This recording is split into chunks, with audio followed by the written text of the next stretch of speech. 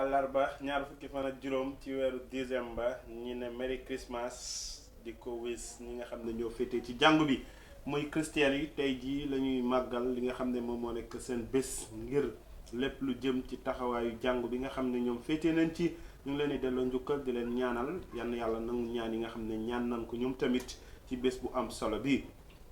noonu ci jotaay Good Morning Africa tey ñuy nam yaatal faram-fàcce lépp lu jëm ci lu ñuy waxtaanee comme niñ ci àndee kenn ay bés bu aay bu nekk altine jàpp li nga xam ne mooy ajjuma tey itam ñu nam yaatal faram-fàcce lu jëm ci xibaar yi nga xam ne moom lañ leen amal ci suñu studio stories ak li nga xam ne mooy newspaper review Africa TV yéen ñu nuy seetaan ci biir réew mi ak ci biir réew mi jàpp leen ne boo leen ñu toppee dañ leen dégtal xibaar yu leer te wóor ci lépp lu jëm ci taxawaay bu nu mel team buñ ciy àndal saa su nekk Amadou Kanté ci sunu loxo ndeyjoor Julde Ndiaye ci sunu loxo càmmooy Amadou nuyu nañ leen ak suba si. waaw alhamdulilah maam ji bi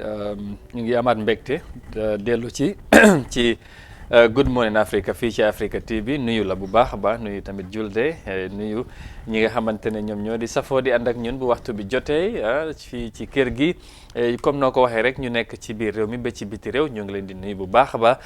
te it di leen ziar di leen wax rek ne comme maam ji bi nu ko waxee tey moom Christmas la.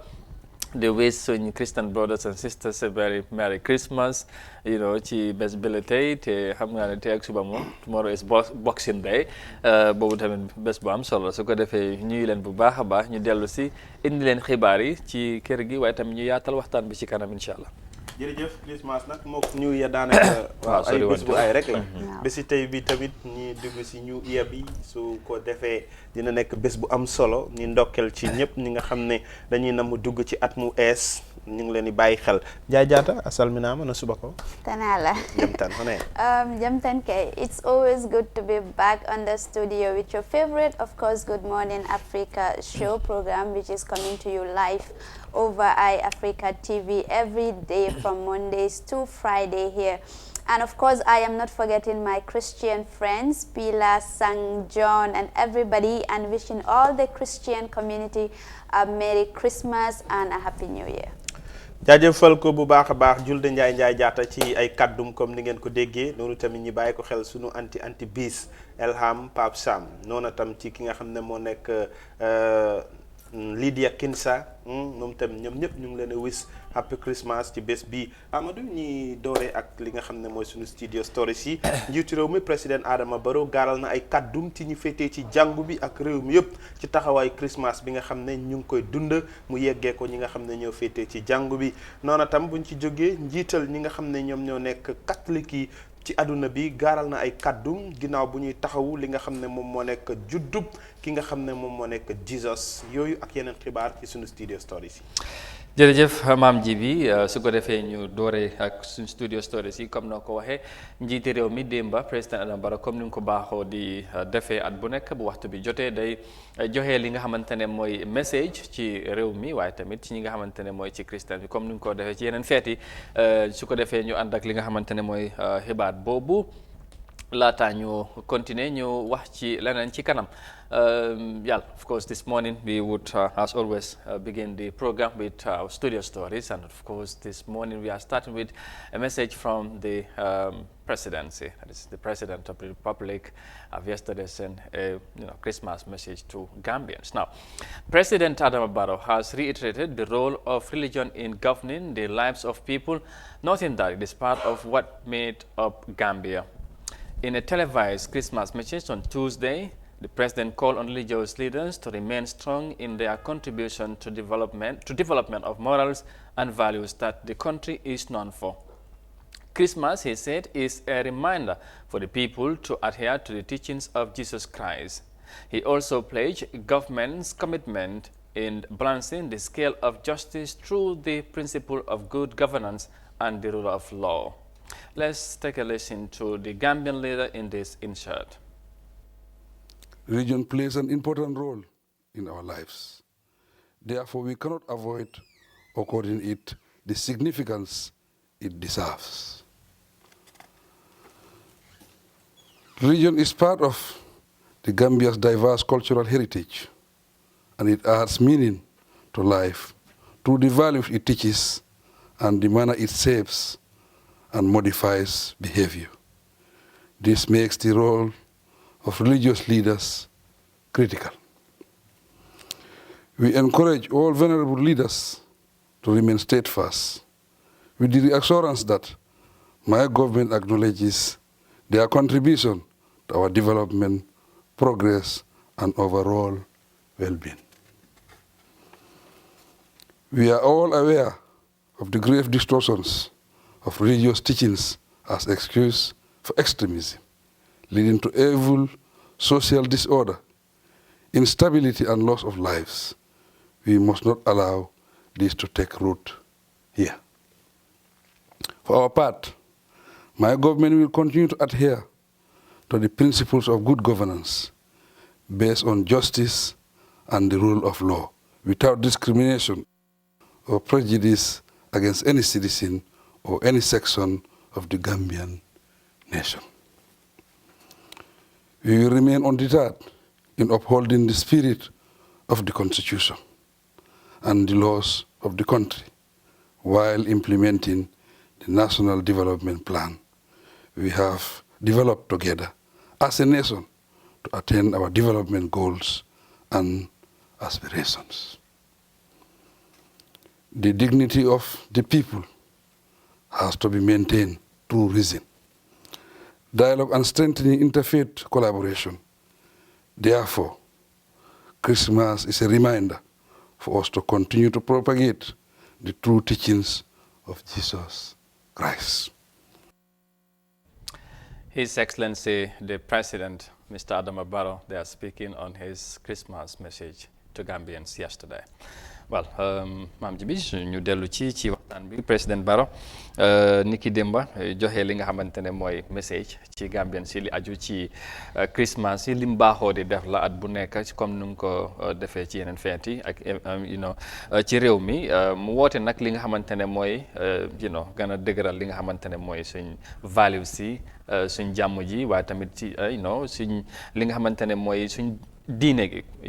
ci réew mi nuñ nekk ak yooyu mu nekk li nga xamante ne mooy lu am solo la te tamit mu ngay fàttali nit ñi li nga xamante ne mooy message yi nga xamante ne diine daf ko dee def ci nit waaye ci réew mi ak ci yooyu ak tamit wax na ci justice ak taxawaay nguur gi ci loolu yëpp indi na ko dem ba ci li nga xamante ne mooy si message bu mu joxe. waaw nekk na luñ doon xaar te jàpp na ne waru gar la tamit ci njiitu réew saa yu xew-xew yu mel ni amee muy ñi féetee ci diine li nga xam ne mooy jàngu bi ñi féetee ci diine l'islam ak yeneen xew-xew yu nga xam ne am na te mu yitteel ñi nga xam ne ñoom nga njabootee dina baax ci ñi gis njiitu réew mi aadala ci ñi koy bàyyi xel mu génn wax ci kàddum delloo njukkal ñi nga xam ne ñoo féetee ci loola yeggee leen kàddum bokk ak ñoom ziyaar li nga xam ne moom moo nekk bés bi ndax tey bu demee ba ki nga xam ne sax doonul njiitu réew waaye dëkkandoor rek ak yelleef dafa am ci diggante ñaari nawle ñooñu ñëpp tey bu bés yu amee nii jotee dañuy dellowante njukkal joxante cër yëgante kon njiitu réew mi bu ko jiitee moom mi nga xam ne moom moo nekk papi ñëpp ci biir réew mi ndax njiitu réew segam yaa jiite réew mi yow la yàlla teg li nga xam ne mooy coobereb jiite ñëpp ci seen dund ak li nga xam ne mooy seen kaaraange seen àq ak yelleef ak yu jëm ci yooyu bu demee nag ba liy taxaw te am na ñu féete ci diine am li nga xam ne mooy taxawaay ci biir réew mi mu gaaral ci kàddum wane tamit diine dafa am solo ci doomu aadama ndax mooy tax nga am imaanu gëm-gëm nga am imaan booy mun a amee kersa nga am imaan booy mun a joxe nit cër ci diine bi nga xam ne dañ la ci yar ñi la ci teete di la ci tàggat ak yu jëm ci yooyu mu jàpp ne ñooñu tam am na responsabilité yi nga xam ne tey seen njaboot buñ tolloo fenn fi ña féete ci seen diine buñ ci waxee rek aadala ci ñoom ñëpp ñi war a gëm topp li nga xam ne mooy kàddu yu nu mel moo tax mu fàttali ko wax nga ko wax ci wàllu justice muy wàllu li nga xam ne mooy loi ak yu jëm ci yooyu yëpp tey bu demee ba nit ki ñi firnde ko méngale ko ak sa diine day yomb pour nga dégg ci ki lay waxal ci li nga xam ne mooy taxawaay bi kon ñun tam ñu ngi delloo njukkal ñi nga xam ne ñoo féetee ci jàngu bi di leen ñaanal rek li tax tey jii njiitu réew mi gaaral kàddum ñun itam ci turu kër gi Africa TV ñu ngi gaaral suñu kàddu di bokk ak ñoom mbégte bés bi. Julde ci li nga xamante ne mooy message bi président bi démb wax na ko maam ji bi yaatal na ci waaye tamit sa gis-gis ci message bi président Barrow joxe. dafa am solo trop because every year like this is nekk na tradition in this country. Every year dang day gis the president of the Republic of the Gambia coming forward. So then Christmas la mu wish len so then tamit Tobaski la tamit mu push ñu so dafa nekk like dafa important that shows ne like the diversity of the country in terms of religion so loolu noonu dafa nekk loo xam ne dañ ko war a nurture dañ ko war a promote the peace that we have among ourselves is yeah tey soo gisee both Christians and Muslims gars yi ñu ngi celebrate Christmas ñii ñu ngi Muslims yi ñu ngi wish Christian yi Merry Christmas ñu bokk ak ñoom seen you know seen mbégte bi seen celebrate exactly loo xam ne dañ ko yaaga dunda so dafa important torop so lii dafa wane ne rek you know with all luñ nekk di wax and all these things problème buñ dee am and all that sometimes you know celebration suñuy dañ ko dee bokka dañ dee nekk benn people the same you know Gambian people dañ dee gis our boppa ne like suñ boppa ne like ñu ñoo bokka despite everything we are the same people living together in the same community so loolu dafa nekk loo xam ne dafa am solo trop te I am so happy ne like my country people yi dañ nekk loo xam ne like you know they are tolerant in terms of religious issues which I think is very very important. Indeed, very, very important. You know, ñu reiterate rek kon président bi nu mu ko waxee you know réew mi ñoo ko bokk coexistence is very, very you know close and you know wonderful ma ko mën a waxee so we'll maintain that you know it's Christmas and everybody is happy everybody is celebrating so loolu la and once more we wish you know our Christian brothers and sisters. Merry Christmas. We are staying with Christmas matters, of course, going to our next story because Catholics from around the world attended the traditional Christmas midnight mass led by Pope Francis at the Vatican Tuesday to ring in Christmas and celebrate the birth of Jesus. In coming 1 hour, huge crowds are expected to flock to St. Peter's Square to hear Pope Francis' traditional Obi and Obi, which means to the city and the world, speech from the balcony of St. Peter's Basilica. Christmas is an annual celebration of the birth of Jesus Christ. It is celebrated by both Christians and other faiths all over the world. It is a time when family and friends will come together and remember the good things they have and a moment of sharing and caring. The popular custom of celebrating Christmas include gift giving, sending holiday cards, Christmas trees and lights, caroling feast and church celebrations. And just like Muslim faiths, Christmas is also headed by Christian parents during communion. The name Christmas comes from the Mass of Christ or Jesus, a mass service which is sometimes called communion, is where Christians remember that Jesus died for them and then came back to life. Christians have been celebrating Jesus' birth every December 25 since at least the early 4th century. The first evidence of its observance is in Rome, Italy in 336 CE. The earliest Christians do not appear to have commemorated the nativity of Christ, but only the baptism and resurrection of Christ and the deaths of the martyrs. Well, that's the Pope leading the midnight mass yesterday at the Vatican. Waaw kooku mooy Pope Francis démb ba mu ngi jiite li nga xamante ne mooy catholique ci li nga xamante ne mooy ci mid mass bi ci li nga xamante ne mooy ci Vatican bi lii tamit dañ ko dee gis every Christmas muy xew gaa yëpp dañ fa dee boole mu jiite leen am li nga xamante ne ci kanam tuuti tamit ñëpp nañ dajaloo mu joxe li nga xamante ne mooy message. waaw nekk na lu am solo dañ koy méngale rek tey ñun julliti bu demee ba aj màkk jot jullit bu nekk buy coobereem na dina dem màkk dem ziyaara ji li nga xam ne mooy rawdu Seydina Muhammad sallallahu alayhi wa sallam noonu tam lan jàppe ne mboolem ku féetee ci jàngu bi bu demee ba Christmas jot seen yéene rek mooy dem fi nga xam ne mooy Rome fekkee ji xew-xew bu am solo bi ndax bokk ci ñaan yi nga xam ne dañ koy ñaan ci bés bi comme niñ ko waxee ci ñoom liñ ciy def yëpp mooy joxante ay may di tax ñu koy def mooy fàttaliku ki nga xam ne moom moo nekk ñoom Isa bi nga xam ne moom lañ gëm mooy Jesus ak yu jëm ci yooyu comme ni nga ko waxee ci kanam xam naa ne ñun ñëpp dinañ witness déggee kaddu yi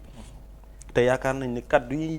tàmmoon di dégg ci at yi weesu yëpp day bokk ci firndeel jàmm day bokk ci def naka la doomu aadama mun a defee li nga xam ne mooy luñ koy nawee ak lu jëm ci yooyu ndax yooyu yëpp bokk na ci yi nga xam ne ak diine bu mënti doon bokk na ci lu ñu lay yaree mooy naka ngay saxalee jàmm, naka ngeen di bëggante seen biir, naka ngeen di delloo seen borom ci gëm-gëmu ki nga xam ne moom moo nekk yàlla. te yooyu yëpp jàpp naa ne bu ko doomu aadama jikkoo rek dina am firnde yu muy wane ci yow. kon lii ñu ngi leen ci delloowaat njukkal rek. jàpp nañ ne tamit ñoom ñëpp am nañ mbégte kontaante niñ demee fekkee ko ci ki nga xam ne moom moo nekk seen pop bi jiite woon taxawaay bi moom tam suñu borom guddal fanam ay ñaanam yàlla nangu ko.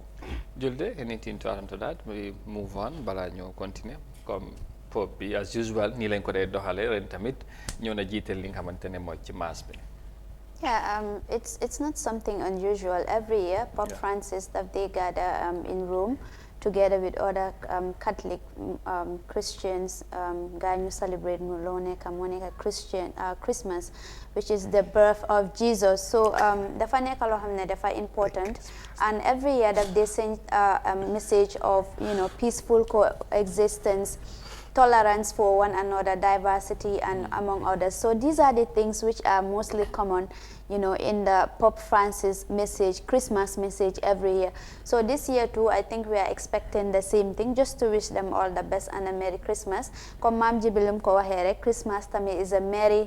a time for the Christians sending gifts, to nurture that mutual love, among friends and family members. Indeed. We'll move on, but of course we are still staying with Christmas matters because we are talking about the Notre Dame Cathedral in France, if you know what we're talking about, what of course we are talking about here. Now, Notre Dame Cathedral in the French capital skipped hosting Christmas Mass for the first time in more than 200 years due to the damage caused by fire in April. The Paris held Mass in the nearby church of St. Germain Alexandros on Tuesday. The 855-year-old Notre Dame was the place of France's main Christmas since the Neolithic times. The cathedral spire and the frame were destroyed in the blaze on April 15. More than 900 million euros have been promised in donation to restore the historic monument, with the process expected to last for at least 6 years. Yes, that's the saints there. The cathedral in France used to be a very big, place where Christians usually meet and celebrate Christmas. But fire really came up and destroyed the the church, which was something that was a very surprising thing, because loolu dafa yàgga li nga xamante ne mooy fu ñu dee dajaloo foofu ci biir France, waaye ren benn church leen dem ñu defal li nga xamante ne mooy seen maas bi. waaye tamit am na ñi nga xamante ne gannaaw bi nga xamante ne mooy safara bi amoon na ci li nga xamante ne mooy ci cathédrale boobu, gis nañ am na ñi nga xamante ne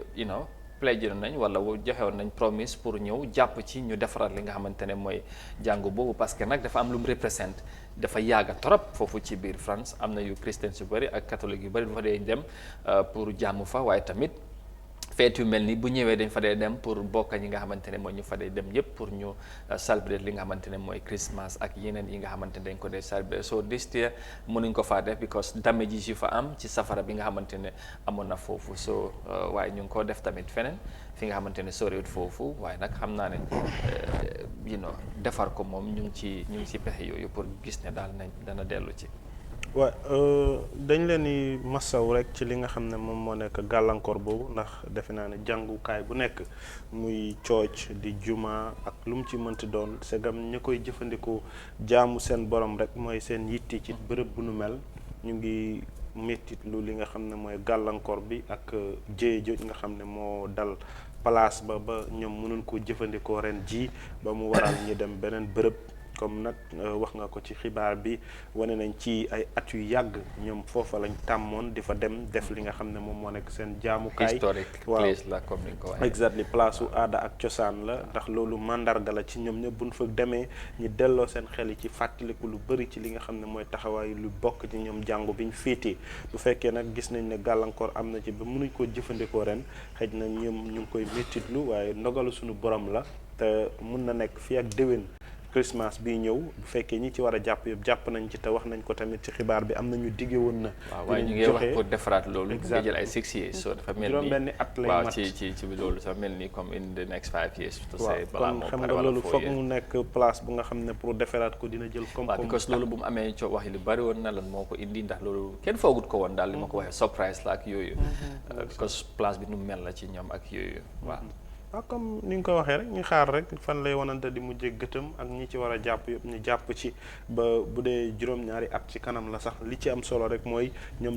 nañ demaat ba jëfandikoo bërëb bi ndax ñoom yittewoo nañu ko te tey jii buñ ko jëfandikoo wut gis nga fañ nekk ak lu mu mënti doon segam ñu ngi def li leen war rek waaye dinañu wéet ci fañ tàmmoon ndax loolu xam nañ ko miineel dafa bokk ci dundinu doomu aadama rawatina li nga xam ne at ba at nga koy def ci celebration bu bés yu mel ni jotee boo ko fa deful rek dina am neneen noo koy dundee. Julde.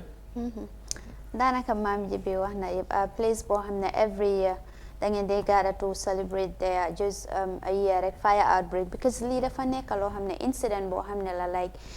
nobody has a control over it. You know, it is nature and then ku nekk like su happen dañoo gëm ne rek dafa happen rek te ñu pray for the best to happen and because dafa yàgga 200 years gaa ñu ngi celebrate lii foofu noonu dafa jël a lot of time to rebuild the structure comme nu meloon dafa jël time waaye let us just be hopeful ne place bi dinañ ko rebuild again. All right. Well, of course, now away from that, we will move on, talk something different now. You know, of course, we'll move on to iAfrica online TV news, where, of course, we have something different to talk about now. Now, the teams on board the Ocean Viking rescue ship chartered by SOS Mediterranean in partnership with Mercedes Sans Frontiers, MSF, have rescued 162 people in 2 challenging operations. After the medical evacuation of a woman, her infant child, and her sisters over the weekend, the remaining 159 survivors disembarked in Taranto, Italy earlier this week, providing them a place of safety in a timely manner in accordance with maritime law, and those rescues on the brink of tragedy get to spend Christmas in safety. A total of 162 people, including 50 minors and 5 pregnant women, were rescued by the SOS Mediterranean Search and Rescue Team in 2 critical rescue in international waters off the coast of Libya on Friday, December 20th. The first rescue started in complete darkness around 5 a.m. in international waters, 34 nautical miles off the Libyan coast, when an overcrowded rubber boat reported in distress during the night was finally spotted from the bridge of the Ocean Viking. The bow of the Dignhai was entirely deflated upon the arrival of SOS Mediterranean rescuers. The people on the boat, among them 7 babies, were terrified. Eventually, all 112 men, women, and children were brought to safety on board the Ocean Viking. Soon after the first rescue, the Ocean Viking was alerted to another distress case by citizen aircraft manned by Sea-Watch, and after 8 hours of searching, the wooden boat in distress was spotted. Since the boat entered the Maltese search and rescue region, the rescue was conducted under the effective coordination of the Maltese authorities. 50 people were rescued in complete darkness around 11 p.m. in dire weather and sea conditions. According to Nicola Stella, SOS Mediterranean Search and Rescue Coordinator, who was on board the Ocean Viking, said both rescues we performed last Friday were extremely difficult as the weather was rapidly and severely deteriorating. Both cases would almost certainly have resulted in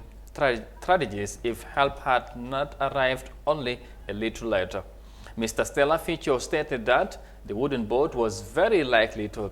capsize, and the rescue took place close to Lampedusa, where 2 shipwrecks occurred very recently.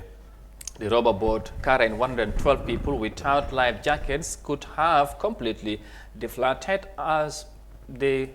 bow was already collapsed when we arrived on scene, saying that all their team were shocked after such horrific sights and exhausting operations. Well, that's the kind of the third story. Of course, a very serious one again. The issue of illegal migration continues. It seems as if it's going to be a never-ending issue, I should say, and then challenges continues to happen. Lii moom again maam ji bi ak Julde wax nañ ko waxati, and we'll come back to the same issue again. Affaire li nga xamante ne mooy jaar ci ndox bi dem ci Europe, ñi li nga xamante ne mooy operations yu ñu def, ñaari operations yu critical yu dangerous yu waroon a tax ñu ñàkk tamit lives yu bari ci li nga xamante ne mooy li aju ci jaar ci ndox bi ci Méditerranée bi dem Europe. Risque na lu ne mu ngi ci wax nañ ko waxati ko authorities ñu ngi def lu nekk tamit ak ñeneen organisations pour fight loolu, waaye people are still persistent, ñu ngi insist, ñu ngi dem with the risk, with all that. Mu nekk li nga xamante ne mooy lu doy waar. Seen after li lan mooy seen réaction ak seen jàngat ci li nga xamante ne mooy ci story bi. lii moom comme li nga wax jeexalu ko. ndax doon wax da koy jeexal. balaa ñun sax ñi ci wax bëri na te nit ñi dañuy wax ba sonn mënuñoo am saafara ci lii. defe naa ne luy dàkkal dem tukki yoonu ginnaaw yi bu jeex dina bokk ci suñ nguur yi ak autorités yëpp ñi bàyyi xel ndaw ñi di am fu ñuy xayee, ndaw ñi di am koom-koom bu nga xam ne seen xel sax du nekk ci xememteem bu dem bitim réew. leneen tamit ñu yombal ko mooy ku mel ni Abdou Guité daf ko wéy ne ñin suñu bëggee dem ñu mel ni ñu ñuy mbugal te deewagunu, ñoom suñu bëggee ñëw mu yomb lool. loolu tamit lu ñu war a xool la. bu fekkee dem bi moo jafee ba doomi africain yu bëri di ñàkk seen bakkan ci dem ci yoonu ginnaaw yi, nan yombal dem bi. kuy dem nga jaarale ko ci yoon dem, boo demee yegg ci jàmm ak salaam. boo fa demee luy sa wërsëg bu dee da nga jàpp ne dabi ko moo lay tax a dem. ñoom jàppaloo ne dem boobu lañ bëggul. parce que buñ ko yombalee tamit ñu bëgg a ñëpp soo gisee ñu bëgg a dem. loolu mooy problème bi. foog ñu xam ne ak luñ ko jafel faaw ñi bëgg a dem doon doomi africain di ñuy dem. understand nga yow kenn musta xalaat ne gaal dina jógee baara fii ne da ngay utali Spain. waaw loolu yëpp xalaat la ci nit ñi am mébéti naka la ñuy demee. Libya lañ doon wax ñi dem ba foog ne loolu jeex na, nit ñi di xalaat baara jóge fa Morocco déggoon nañ ko fi ak yeneen saa yuñ demee ba tëj place bi di nga gis doomi africain yi dinañ xalaat feneen fu ñuy demee. waaye jàppoon na yëf yi mu ngi gën a doy waar gën a dangereux parce que soo demee ba xale yi nga xamante ne ay liir lañ ñuy cee bokk, jigéen ñu biir. waaw loolu Amadou foog nga understand ne xale yi moomuñ seen bopp, seen waajur yaa leen di yóbbu. waaw loolu la, waaye ñuy dem di yóbbaay xale yooyu kay. moo tax may wax bu fekkee fi ñu nekk seen dara sottiwul te li koy sottal mooy ñu am luñ lekk am luñ naan, ñu ci bëri dem ci yoon yi boo xamoon ci naka lañ dundee ba yegg ci bërëb yooyu noonu da ngay xam ne buñ fi nekkee sax yërëm leen, dañuy jàpp ne dem xaru ci àll bi moo leen gënal. loolu yëpp nag li koy saafara mooy nan def pexe ndaw yi di xëy, nan def pexe ndaw lu am as tuut su nga xam ne bu dee yoon la yombal ko mooy tax nga dem ñi yombalal la sa yoon nga dem nekk ci afiya. loolu rek mooy saafara bi. Amadou bëri na ñuy jógee fële di ñëw fii nekk ñi nga xam ne ñoom ñoo nekk ay tubaab, ñoom seen bopp soo demee seen réew ñu ci bëri xëyuñ gontuñ, waaye suñ bëggee ñëw dafay yomb. dañ leen jox access bi, nañ jox access bi africain si itam ñi bëgg a dem ñi dem si nu mu yombee. that's the only solution lu mun a saafara li. waaye without that every time di nga dégg yoon yu ñuy génne US doomi africain yi di dem te ñoom ñoo fay dee. Julde maam ji bi lu mu wax nii yëpp comme ni mu ko waxee wax nañ ko waxati ko and all that, waaye beneen affaire bi mooy wax na léegi baara ñu gis xale yi jigéen yi léegi ñoom sax am nañ dat nga am fit dugga ci ndox ku mel ni kon man moom ñemewuma ko. lu moo tax man waajuma sax ji jaar ay ndox di dem xam naa maam ji bi tamit foog naa xam ma daf koo xalaataat. waaye xale jigéen yi buñ demee ba di ko ñemee def, waaye yéemuñ si jigéen ñu biir ba diis wala nga am doom bu ndaw liir nga yóbbaale ko ci ndox, loolu di am loolu tamit leneen la de. leneen la kay te loolu man doy na waar. dafa doy waar ba pare ndeysaan te daw yaram. ba pare soo demee ba àgga it's another thing. It's another issue. Nobody gives you the guarantee ne soo fa demee di nga am a job quickly or di nga am a home to live. So dafa nekk loo xam ne dafa daw yaram torop mu doy waar. Fii waaye these are the things that will happen su dee ne like people are hopeless and they don't have jobs to for jobs, creating jobs, and the government, I think they should be proactive in terms of their policies, in terms of the way they are handling things when it comes to migration,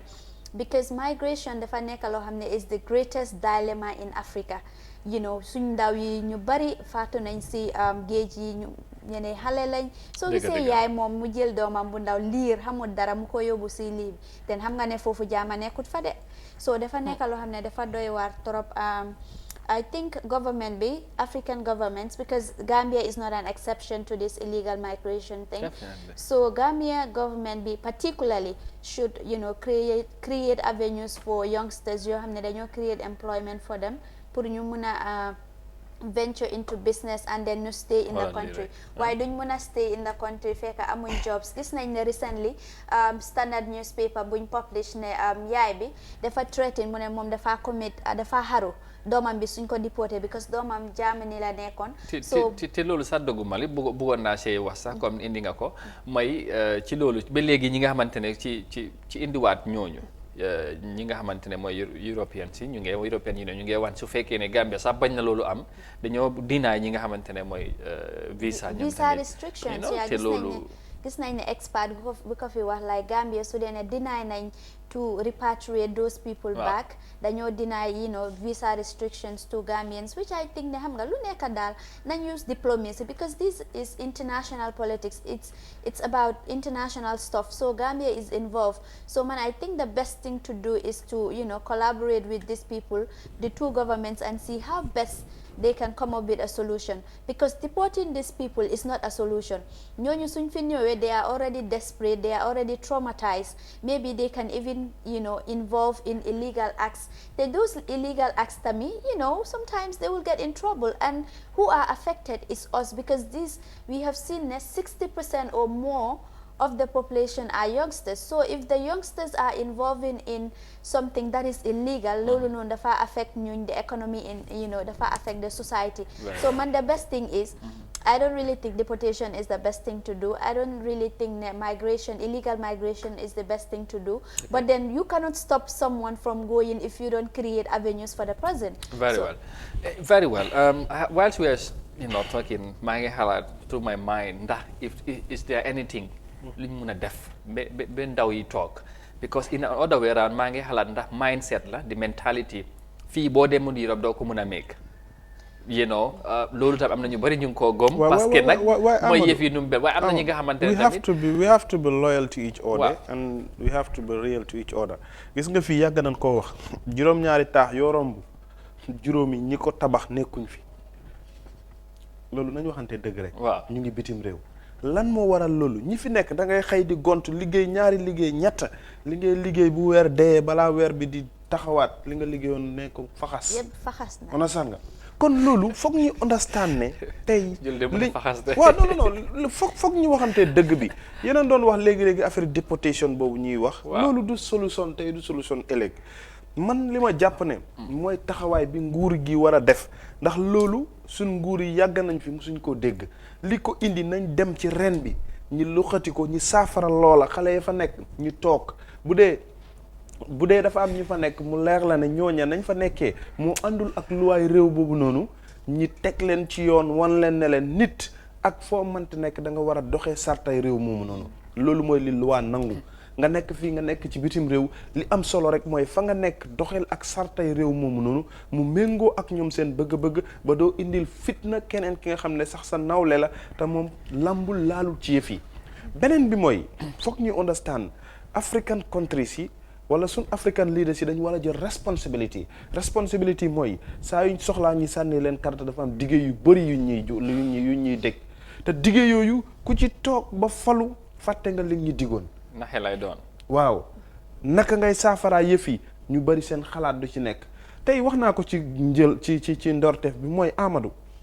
wallahi billahi laa la wax bu fekkoon dañ jafel tubaab yi fiy ñëw ni ñun suñ dem ni mu jafee konoon dinañ respecté ñi fay dem. loolu tubaab yi suñ lépp ñoom ñoo ko yor maam ji bul fàtte loolu. waaw foog ñi xam ne yow boor yu ñoo am lu ñoo doxalee lu ñoo développement si tabax yooyu yëpp ñoom ñoo koo jox. mais xanaa gëmatuñ ne ñoom la ñu yore sunu borom dafa am lu nga xam ne daf leen ko sédd te ñin ñii yàlla mooy def saa yu Amadou yeewoo li mu war a lekk suba ba ngoon balaa jant bi di so boo ko ñàkkee sax jullee dina la ko jox. loolu foog ñu xam ko boobu moom. non mais faaw ñu delloo suñu bopp ci imaan. loolu moom am na. waaye with all that yow li ngay wax nii yow mel ni si beneen boor bi tamit am na loo fi wax léegi ne. comme par exemple soo gisee rombee benn juróomi taax ñeente yi wala ñeente yi ñoo fi tabat nekkuñ fii. su fekkee tamit nag gëm-gëm boobu am na mentalité bi mooy foog boobu foofu. su fekkee ne loolu am na. balaa ngaa mën a tabax taax wala dawal moto bu rafet wala am sa kër. ak yooyu foog nga tukki. Amadou li tax ma wax la loolu ak lekk ak dunda bi sax. waaw li tax ma wax la loolu li tax ma wax la loolu ifin dund kër yu bari fii tey boo fa demee. ñu yore seen dund yi bu dee juróom la ba tey dama lay dellul de ñett yi nga xam ne ñu ngi ci biir réew mi dañ dem ci biti ut luy tax ñi garanti fii ñi dellu si toog ci dëkk bi liggéey. waaw est-ce que nag léegi bu ñu fa tolloo dana jàll yoon ni tamit góom ne affaire yi soo yàlla mooy indi li ngay def fii. non xam nga li tax ma wax la loolu mooy dama ne dalee ko ci suñu njiit yi. ñoom ñi nga xam ne ñoom la yàlla jël palasor bi ñu téye ko ci seen loxo ñun ñëpp ñu nekk ci seen ron bu taw ñëwee ñu ñàkk tawte on a sàng ñooñu laa la ne ñoom ñoo war a dajaloo ci seen biir ñi xam ne am na lu ñuy war a te dañu war a jël responsibility bi mooy jël luwaay yi firndel ne suñ doom yi ñu ngi dem fa ñuy dem dafa am lu ñuy uuti fi ñu nekk nii dafa am lu ñàkk lan moo leen ko war a may ñi saafara ko bu dee dem la nañ yombal dem bi bu dee toog fi la nañ ubbi bunt yi nga xam ne ki fi toog lii tax muy toog fi dina mën a saafara ajom loolu laa la wax ma ne la moo tax faaw ñu delloo suñu xel ci suñu borom am gëm-gëmu imaan ne ci gëm ne bu demee mooy tax mu am na keneen am gëm-gëmu ne ki fi toog mun naa toog mu am. waaw di fekk defuñ loolu saafara du musa am te ndaw loo gis mu nekk fi bu fi nekkee jéem ba sonn dara sottiwul xalaatam mooy dem ndax gis na moromam yi dem am nan te dem rek taxul a am. am na ñuy tukki mënuñoo am. tukki moo te soo gisee sa maam ji bi duguma la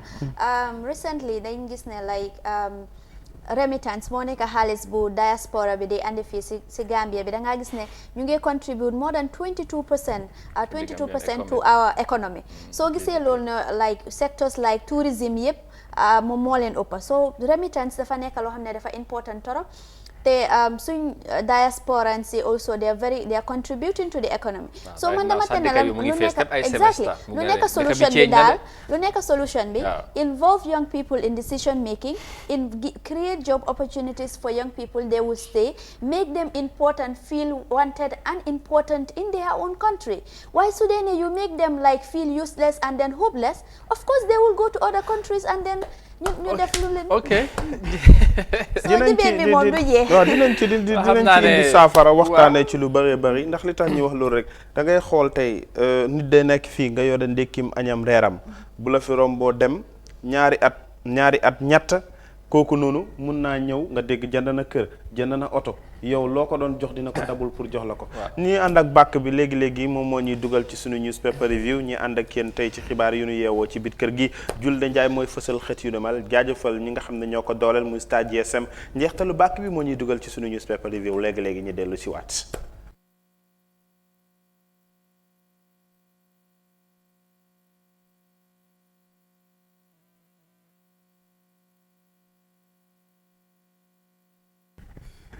ay madame Tunkara nii la de waaye madame Endom jig na ko de moo ko fi wax China booy waaw baax na daal amul problème cuncang acca ñi bàyyi ko rek Julde Njaay mu indil ñi xibaar yi ñu yeewoo tey ci biir kër gi Fatou Network ak yeneen xibaar yi nga xam ne moom la ñuy jukki tey ci jotaay ji xibaar yuñ am fii tey moo nekk Fatou Network and the first story there is Gambians in Italy issue help call as Gunjur boy 19 dies in accident. The story is Gambians in Italy have been thrown into mourning following the death of a 19-year-old Lamin Suso. The Gunjur native died after his bike crashed into an electric station, according to local media. Others reports suggest that he died after he was hit by a person car. Lamin's death was confirmed to the Fatou Network by a campmates. They are seeking help to repatriate his body to the Gambia. Well, that is a sad story there on the Fatou Network, involving a 19-year-old boy, Lamin Suso. koo xam ne like dafa gaañu accident ñeneen ñu ne car crash moo ko téye ñeneen ñu ne si bike. So these are the two conflicting reports. Why I am sure like they will gather more news on these things. There is a very sad one. May his soul rest in perfect peace. So Gambians who nekk in Italy, they are seeking help pour ñu andi ko back to the Gambia. waaw defe naa ne lii yëpp mooy liñ doon wax ci ginnaaw rek tey nga xool tey dem tukki nu métier bu fekkoon kii xam na ne tukki bu demee ba yegg bakkanam foofu lay des dina doon jéem kémte lay kàttanam mu toog ci njabootam ba tey jii du génn àdduna ña fa nekk di xool naka la ñuy amee as tuut suñuy jël koppar gu nga xam ne mooy mun a delloo si néew bi te ñu ngi koy wax ba tey is not yet confirm ne accident la moto moo ko tampon wala bicycle bi mu doon dawal moto moo ko tampon loolu yëpp day wane ne xëj na génn moo métti ba yu mel ni yëpp bu la dalee mu ngi noonu daal allahu axlan te maa ngi seetaan tam ci Facebook bi démb xaw ma ci Sunday bi maa ngi gis di same thing mu ngi dal benn xale bu jigéen tam buñ ne dafa gaañu America di same thing la xaw ma Germany xaw ma fan moom tamit dañ amul luñ ko delloosee ba niwam ñu ngi sàkku tamit ndimbal ci delloosi ko ci li nga xam ne mooy réew mi yii yëpp moo lay wan ne méttiti fële ak méttiti fii yëpp daanaka yëpp lu nit mën a méngale la waaye mu ngi noonu. waaw affaire yi daal comme gars yi ni ñu koy waxee rek xam nga bugg a tekki moom dafa métti yombul ndaw yi mel nii ak ñeneen moo tax ñuy bàyyi ko fii dem foofu noonu am yéene bi waaye nag lu tiis la tamit lu métti la ñu ngi ko jaale li nga xamante ne mooy famille am bi ak ñi nga xamante ñoom la nekkaloon foofu ci Italie I know repatriation bi nekkul yomba it's difficult but I know if efforts are done bi ci ñëpp jàppee I feel ne dina mën a yomb incha allah ñu ngi ko jaale beneen yoon di ma saw famille bi yëpp and hope ne daal incha allah lépp dina baax. ñu dem ak beneen xibaar njeextalu at mi lañ nekk 2020 mooy dugg si lu ñu neex la ñuy def si studio bi ñu dem. Okay, the other story on the QTV is bad news for 3 years Jotna as Barrow reacts to protests for the first time. The story is President Adama Barrow has insisted he will remain in office until 2021 as he for the first time reacted to the 3 years Jotna protest. Pressure group 3 years Jotna earlier this month staged a protest to demand President Barrow's resignation in January. The group in petition threatened to take to the streets on January 20th if he refuses to leave office. But speaking to QTV's Kachadula, the president once again taunted his reform agenda as the reason why he needs to stay in office. Mr. Barrow said, regarding their protest, it is democracy and we want to ensure that our democracy is strong. What the Gambia needs today is to see out that the transition,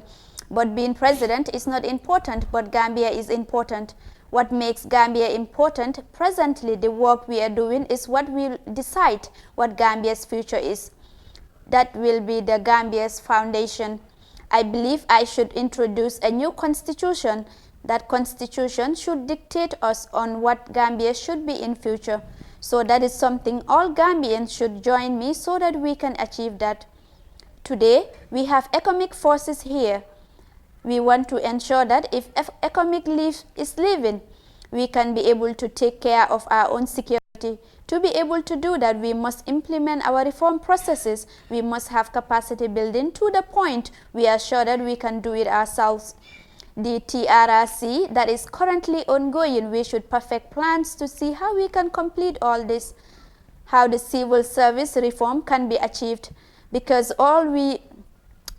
we all know we can't do this today and complete it today. So this is what everyone should be interested in and put the issue of position aside. If anyone becomes president today, these things must be implemented. So why should we not work to ensure we achieve them? Don't look at Adama Barrow. Gambia is bigger than Adama Barrow. Because if they say 3 years, 10 people are saying 3 years. There are 20 people saying 5 years and there are 30 saying 10 years. So whose word should we take? So the president, he went further to say that we should therefore follow process. It is process that remove Yahya Jammeh here. Don't be afraid of me, but be afraid of the law. And if we argue over everything or anything, we should revert to the constitution. We should revert to the constitution. Of course, that is the story there on QTV's Kachadula. The president, for the first time, is reacting to the protests of 3 years Jodna, and he is saying that 3 years Jodna or Gambians should not only look at him as President Adama Barrow, but the country. He also did mention that he has plans in place for the transition, and those plans need to be completed. So in essence, he's actually saying that people should focus on what actually matters.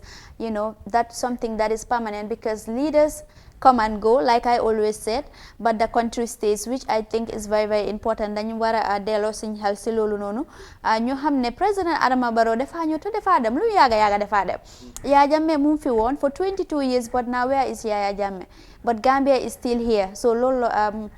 dafa nekk loo xam ne dafa important torop te dañ ko war a bàyyi xel as Gambians. Maam ji bi seen jàngat si President Barrow. comme li nga wax rek, comme moom ndey mbilli gi sax xamal na ko boppam, wane na ne ñëpp nañ xool dëkk bi buñ xool jëmm yi mooy bañ a xool njiit yi nga xam ne ñoo nekk ci kanam rek ba bëgg leen a méngale ak jël yenn réew mi yëpp teg ko ci seen ndodd ba yow nga bëgg a jàpp ne ñooñu ñoom ñooy buum di bummi ci lu nga xam ne yow sax am nga ci sañ-sañ, ndax sañ-sañ bi nga ci am mooy élection bu jotee sa vote boobu noonu it counts. Understand nga te ñi delloo si ci li nga xam ne mooy li mu wax ok tontu ci waxu 3 years jot na moo nekk lu ees, waaye li mu wax ci biir waxtaan bi yëpp dégg nañ ko lu dul jeex bi ko Brikama Elders demee seeti wax na yu jëm ci yooyu ne moom boo gisee mu ne dafay toog juróomi at dafa am liggéey yu nga xam ne dafa tege ci ndoddam te sumba na ko faaw mu mottali ko, mooy lu jëm ci li nga xam ne mooy security reform, lu jëm ci constitution bi, lu jëm ci li nga xam ne mooy TRRC bi, mooy ak yelleefu doomu aadama. yooyu yëpp tey bu demee bamtuwaat ko wane ne 3 years jot na li tax ñu génn loolu démocratie moo firndeel loolu te moom nangu na ne faaw ñi xam ne segam démocratie bi ñu am li tax ñi xam ne démocratie la mooy ñi gis yu mel ni muy am. leneen li mu wax tam mu am solo mooy bu fekkee ñett dañ wax 3 years juróom ne 5 years nga am fanweer ñi ne naka 10 years loolu dafay tey xel. waaye li am solo rek ñëpp buñ delluwaatee ci ginnaaw mooy nan xool ponk bi nga xam ne moom moo ñu élif ñi ñëpp muy constitution bi lu mu wax tey buñ ko toppee mu doon sarta ëllëg ku ñëw bëgg a ñëwee nax ci violate constitution bi nit ñi dañ lay wax loi bi fi nekk ñun lañ gëm boo ñu waxul li àndut ak loi bi ñun duñ la déglu duñ la gëm. loolu mooy fàttaliku ne coalition bi ñoo diggee woon 3 years xam nañ ne nekkul constitutional mandate constitution bi 5 years la wax any other thing luy ñëw ëllëg dina jàngal tey ñiy taxaw ne liñ diggee woon defuñ ko te njiit itam dinañ xam ne nit ñi pour nga naxaat leen ci nax saay noona ñëpp dañuy delloo seen xel ndax liñ am ci tey ku la nax Olof Njaay daf koy wax mu ne nax sa ngaamaan moo gën nax sa léttkat ndax ngaamaan bi benn yoon la nga koy soxla ci sa giiru dundaat doo ko soxla waaye sa léttkat saa yoo xëyee nga xool sa bopp létt yi ràpp na di nga soxla pour mu léttaat la kooku soo koy nax bu la léttee tey nga ne ko dinaa la fay gannaaw ëllëg fayu la ko sa létt yi bu ñu ràppaatoo boo ñëwee ne ko létt laa soxla lan la lay wax fay ma balaa nga maa jël fay ma balaa ma laa létt moom tam bu ñëwaatoo ëllëg ne 2021 nit ñi nañ ko jox dafaa toog 2 years ñëpp dañuy xam ne hey 2016 3 years nga ñu digoon 2021 election ñëw na 10 years nga fi war a toog after the 5 years dang ñuy abal loolu mooy li ñuy xaar ne loolu mooy tax ñi put our leaders accountable to our laws mooy moom ni mu ko waxee. waaw ak put our leaders accountable so loolu dafa nekk loo xam ne dafa am solo trop xam nga maam ji moom sometimes all of ami dama dee xelaataat what do lu mean si lii xam naa dinaa dem lectures mu lecture ma in Wolof. So Amadou, regarding what President Adama Barrow said, that people are actually in democracy and it is it protest by the 3 years journal or any other group will make actually our democracy strong. He did make that statement and that he did mention that we are actually in transition and that there are plans that need to be met. Why you say this? Do you really think the government is really in the path of achieving all these things? Well, I wouldn't want to make a conclusion or draw a line with regards to that, but li am solo rek mooy comme ni mu ko waxee we are in a democracy now te I think it was very good ne the government did their best jox leen permit you protest ñëw wane seen protestation and ñoom tamit they did it maturely responsibly dara xewul nit ñi luñ doon ragaloon yëpp ak yooyu whether government bi nag ñu ngi ci right part bi pour achieve yi nga xamante ne président bi wax na ko loolu is another thing Gambians are watching Gambians are saying all right waaye after all foog naa ne I don't know ndax gannaaw bi nga xamante ne def nañ wax na maam ji waxoon ne yàggoon na koo wax balaa ñoo def protest bi waaye ñoom loolu doyoon leen de amoon nañ objectif pour def dara soo dem nañ def ko waaye after all am na lu ñu bëgg a defati gannaaw bu ñu defee seen protest bi here again the president has spoken am na li mu wax ci protest bi ak nu mu ko gisee ak ak lan la bëgg a achieve balaa 5 years yi la lay jeex because moom loolu la nekk di wax he is talking about 3 years so ndax loolu tamit 3 years jot na nañ ko déglu probably mu draw an end line ci lañ bëgg a def is another thing ñoom ñooy determine léegi président bi after all ñun am na li ñu bëgg a def te xam na ko dégg na ko waaye am na li mu wax ci loolu dan dañoo balance mbir mi seet ñoom what should be their next move despite am na li nga xam wax nañ ko January 20 and all that ak yeneen ak meeting buñ bëgg a am ak moom ndax loolu yëpp dina sotti ci diggante bi we'll see but then nekkul lu ees comme maam ji bi nu nga ko waxee lii yëpp wax na ko président Barrow ever since moom leeral na 5 years lay doxal waaw keneen nag ku bëgg a mu doxal 3 years mun ngaa génn sañ ngaa def sa démocratie ak yooyu waaye nag nañ gis réew mi comme ni mu ko waxee te loolu is very very important te moom dafay dem keneen ñëw oo am na ko fi nekkoon balaa moom and Gambia will remains as Gambia so loolu dafa am solo pour ñëpp ñu bàyyi xel sàmma loolu gis réew mi because that's all we have man I think to me the solution is 3 years jot na nañ dem meeting ak président bi toog ak moom ñoom ñëpp des concerned citizens te wax na ko ne let us see the country before any other thing buñ toogee ñu waxtaan ñoom liñ wax te ñu gëm ko ne dañ bëgg réew mi mooy fàttalil ko ne diggee la te diggee bor la wax na ko ñëpp dégg nañ ko outright but ñoom buñ toogee en tant que ay kilifa ñoom ñëpp dinañ xool saafara suñuy def 5 years sax ñi bëggoon a def seen protest pour man is not necessary because président bi génn na outright wax na ne moom dafa toog constitution bi lay toogal te constitution bi la ñu bëgg a ñëw protect ñoom tamit the most important solution pour ñun ñëpp ñi forge ahead mooy président bi na toog ak pressure group bi because ñooñu bind nañ ko letter wane nañ ñoom seen objectif ak ambition bi ñu am and all everything understand nga te gis nañ ni ko Halifa waxee démba ñoom tamit buñ dem ba violate li nga xam ne moo nekk loi bi xëtt sarta ba leneen mun na la cee ñëwal ëllëg ñoom mébét bi ñu am buñ toogee njiiti réew mi jàpp naa ne buñ ko waxtaanee saafara mun na ci am ba ñun ñëpp ñu continuer ci leneen. waaw ci loolu sax man déggoon naa lu mel noonu waaye am na ki ma déggoon tam muy wax mu ne si loolu bu tollee foofu sax est-ce que président bi su fekkee ne moom xëj na toog ak ñoom dina nekk du ma nekk sax du mun a nekk wala xëj na am na du moo jàpp waaye moom bu délégué ay ministre am ak yooyu wala ñu ne ñi nga xamante ñu ngi ci ngir yu nekk ay kilifa ñu dem ñu toog ak ñoom 3 years ñu waxtaan su fekkee ne moom jot ko xëj na dina nekk. non man Amadou pour man président bi na toog ak ñoom li tax mooy. président bi toog na fekk athlètes yi toog na fekk mbër yi toog na fekk tabital fulaagu onasan nga toog na fekk elda si toog na fekk musicians yi toog na fekk elda west coast yi the same thing la ñuy nekkee concerned citizens na toog ak ñoom ñi waxtaan ñi dialogue nit ñi continuer jarul sax ñi ebal ministre ak state house moo fa nekk waaye réew mi moo tax mu toog fa nga leen fa dalal ñi toog ñi waxtaan onasan nga ñu indi saafara ci lii loolu rek mooy jàmm ji waaw comme maam ji bi lu mu ko waxee rek like nit su la ñëwee tey mu dig la dara mu féel ko next day su ñëwee mu dig la dara danga koo xoolaat de moom dina fàtte ne dig na la waaye yow mu ko kum dig doo musa fàtte ne daf la dig dara te féel na ko exactly so waaye lu gën a am solo moo nekk ne Gambian si léegi they are awake soo gisee ne li musuta am fii sax yeah like the reason why I said that li musuta am like is very rare is only 2016 solo Sandeng and ko buñ jógee ñu ne electoral reforms in Yaya Jammeh's listing loolu sax mu nekkoon loo xam ne ñu bari lost nañ seen bakkan foofu noonu ñeneen dañ leen arrest but this one is the first time like boo xam ne in a democracy ñii ñu jóg ñu ne dañoo against government bi président bi lu mu promise gars ñu ngi ko held accountable of that so moo taxit ma ne Gambian si dañ awake because now we are seeing that Barrow lu munti wax rek moo nekk like dafa xalaataat man su ma ko waxee Gambian ñi ñu maa seetaat de lu ma wax rek dañ maa dellu back si lu ma wax so moo tax ma ne Gambian si léegi they are awake, and they are ready to hold their government accountable, which is very important. And I think that is a good move in the right direction because the first strength in democracy. Come on, go ahead. Yeah, very well. But then, I would only, accept or the Gambians are learning from there, or if somebody come and promise, let's say in the next 5-10 years. The next election will determine that per month.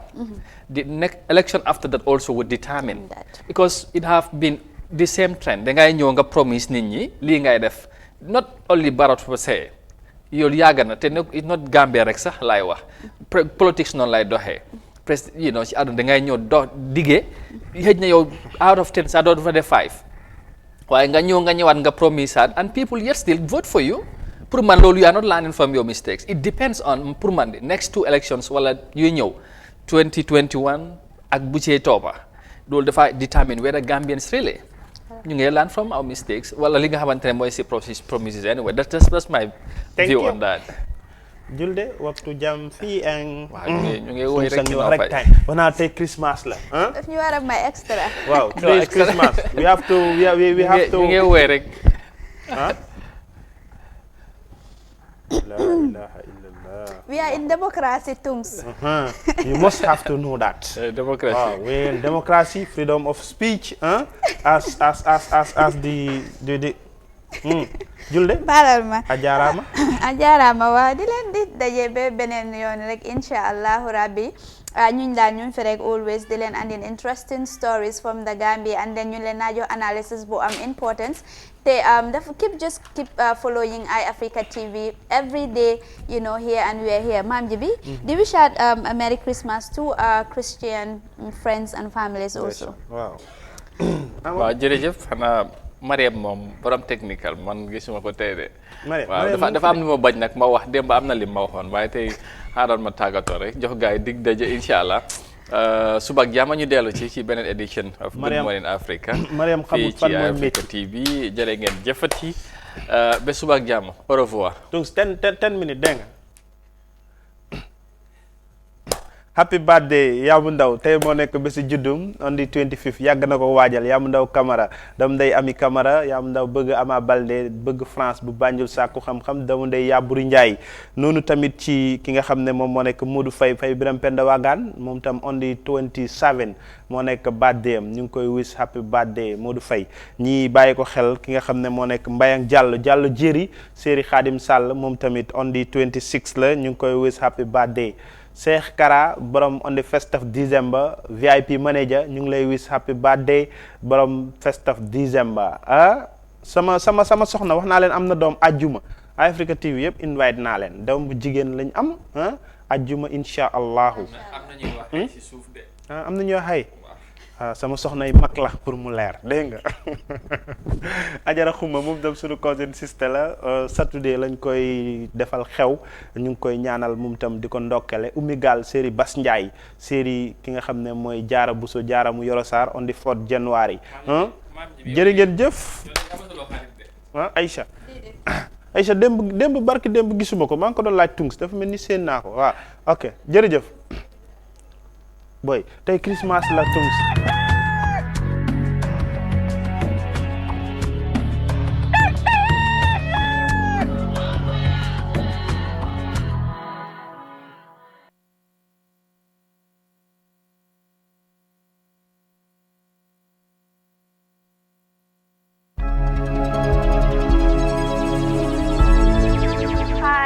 My name is Amisahna, founder and owner of Her Apparel, a